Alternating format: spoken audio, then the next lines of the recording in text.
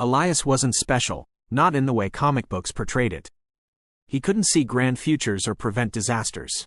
His glimpses were fleeting, snippets of life 15 minutes ahead, a constant trailer for a movie he couldn't fast forward or rewind. It started with birthday presents, the disappointment on his friend's face as Elias predicted the wrong toy car. Soon, birthday invitations dwindled. Playgrounds became a minefield of foreseen scraped knees and hurt feelings, leaving him an ostracized observer. Years bled into an isolated routine. Elias braced himself for the inevitable: spilled lunches, pop quizzes, the sting of rejection. The future was a spoiler, robbing him of surprise, of hope. One day, a new girl with fiery red hair entered his class. Sarah. Her smile was a challenge, daring him to see beyond the 15-minute snippets. Elias, captivated, ignored the prickling unease, the vision of Sarah crying in the rain. They became friends, a hesitant flicker of warmth in Elias's world.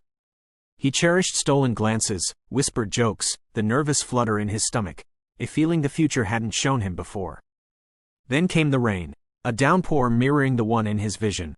Sarah, walking home alone, oblivious to the truck speeding around the corner. Panic clawed at Elias. He couldn't change the future, but maybe, just maybe, he could nudge it. He raced out, yelling for Sarah to take an alternate route. She looked confused, then apprehensive, but obeyed. The truck roared past, leaving them both breathless in the rain. Sarah's eyes, wide with a mixture of fear and gratitude, held a question. Elias, for the first time, didn't flinch. He simply explained the 15 glimpses, the burden of premonition. To his surprise, Sarah didn't laugh.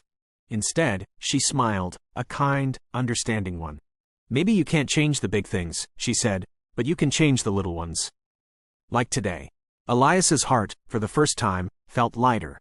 He realized his gift, however strange, wasn't a curse. It was a chance to nudge the future, to create ripples of kindness in the short snippets he was shown. Maybe, just maybe, that was enough.